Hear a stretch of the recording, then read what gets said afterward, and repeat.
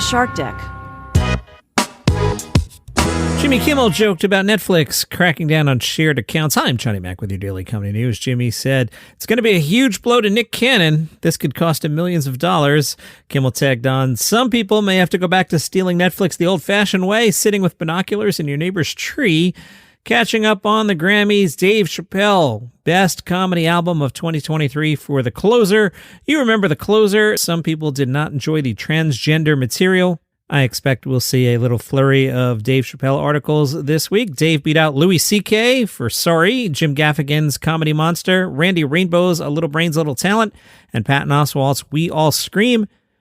This is Chappelle's fourth Grammy. Last year's winner was Louis C.K. Insert article here about comedy and cancel culture. Dave was not at the Grammys. He's down in Australia, where news reports were that there was a fight in the crowd during his show in Perth. It actually interrupted the show, but one onlooker said, I was most impressed with how quickly Dave Chappelle got the crowd back. Chappelle showed me he's the GOAT in Perth tonight and an absolute professional. Shame some bogans in the crowd decided to have a fight halfway through his set.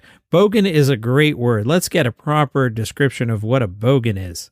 Bogan, Australian slang for person whose speech, clothing, attitude, and behavior are considered unrefined or unsophisticated. Love it. Let's start using that word up here, no?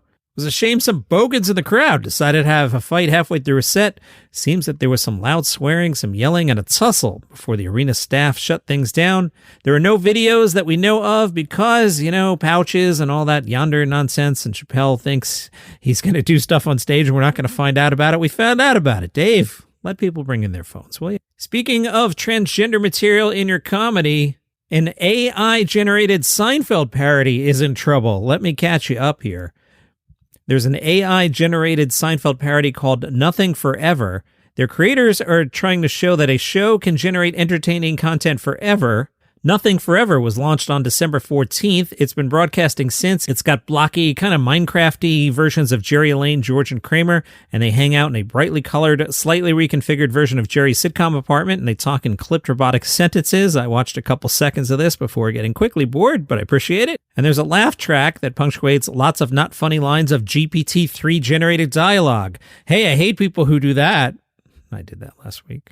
Anyway, Nothing Forever has been banned on Twitch. Why? The Jerry of Nothing Forever said he was thinking about doing a bit about how transgender is actually a mental illness, or how all liberals are secretly gay and want to impose their will on everyone, or something about how transgender people are ruining the fabric of society. Again, it's the computer writing this material. What makes the computer write this material? That I don't know. But Nothing Forever, banned for 14 days. Should be about 10, 11 days left by the time you hear this story. Meanwhile, from MoroccoWorldNews.com, your home for comedy news, a Moroccan artist and comedian who goes by Talus has apologized to Moroccans, particularly women, saying that a joke he made was spontaneous and that he had no intention of insulting Moroccan women.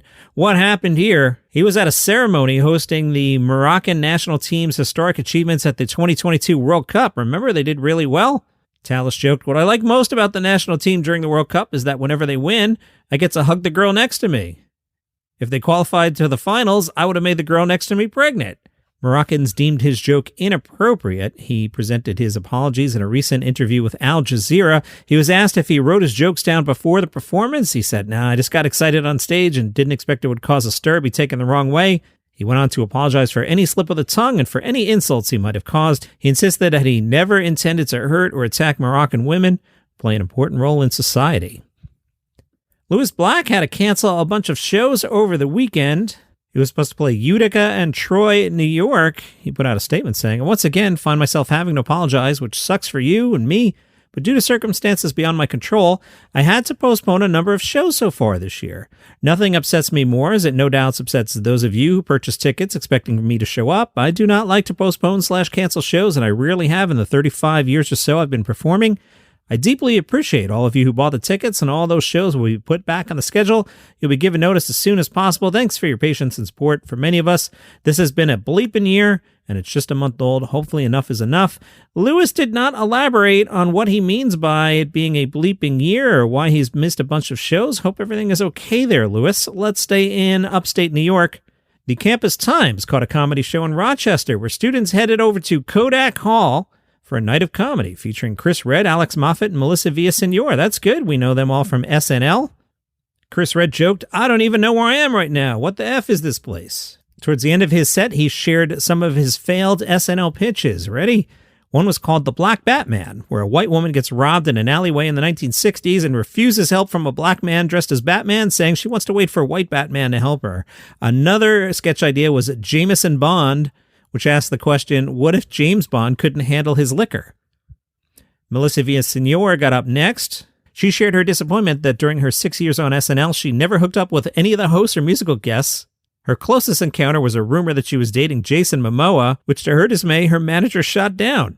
She did some impressions of Billie Eilish and Olivia Rodrigo, also sang Summer Nights from Greece, and she did both Sandy and Danny, while also impersonating a potential suitor who watches, simultaneously interested, and turned off.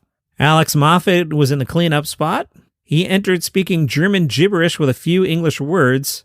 That confused the crowd. After switching over to English, he revealed that he begins all of his shows like that and says, usually the better the bit goes, the shorter it goes, the worse it goes, the longer I do it. At a recent show, he noted, the German thing was going so poorly, I did it for 25 minutes. Trevor Noah was on with James Corden, explained leaving The Daily Show, and said everything comes to an end in life. Every journey has to come to its conclusion. There's always going to be the moments you miss. Anything you enjoy doing well, you're going to miss certain elements of it. And there are going to be new parts of life you discover, things you didn't know you could do, things you didn't know you wanted to do, waking up with your mind in an almost completely different dimension in a strange way. Now I read the news when I want to read the news. I'll be like, oh, maybe I won't read it in the morning. Maybe I'll read it in the afternoon. Sometimes I read 2 days of news in one day. I skip one day, and you might ask me something and be like, hey, have you heard about that? And I'll be like, no, I haven't, but in a week, maybe I will have. I totally relate.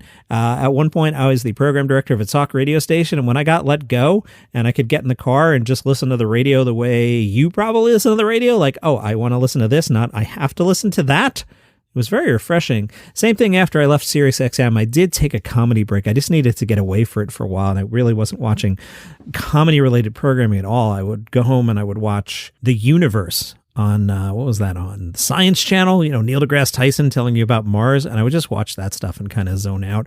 Clearly, I've gotten back into comedy. I would hope so, 4 years into this podcast, right? Trevor on his Instagram mentioned he was in Mexico recently. Airport security there confiscated his Afro comb. He shared with a photo, Afro comb confiscated by airport security. They said they didn't know what it is. Over the weekend, I saw that the New York Times profiled Sarah Cooper. You may remember Sarah Cooper. She was famous during the pandemic for pantomiming to Donald Trump videos on TikTok. I was quite frustrated with the media who anointed her as like the next great thing in comedy. And I would sit here in the basement and be like, she's pantomiming to Donald Trump videos on TikTok. She's not quite George Carlin. She then got a Netflix special and then has, not quite had George Carlin's career yet.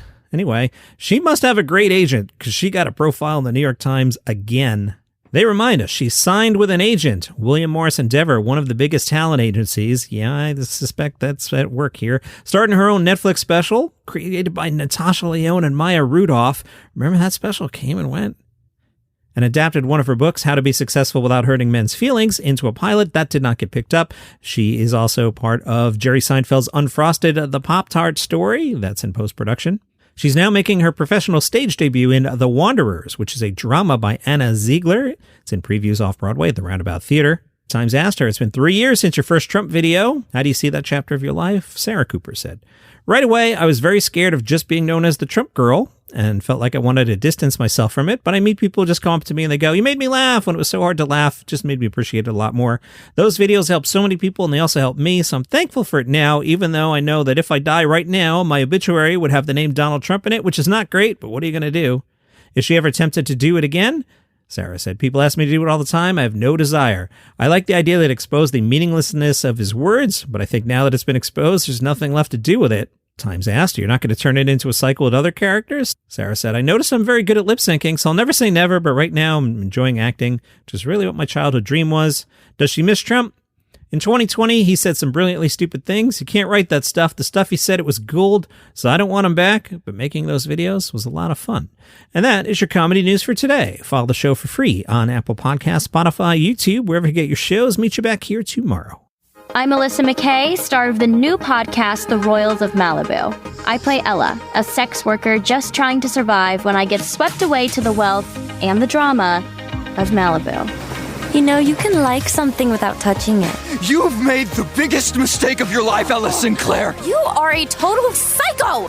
Will Ella find a happily ever after ending? Or will these rich kids destroy her? Fall in love with the Royals of Malibu on Apple Podcasts, Spotify, and wherever you listen to podcasts.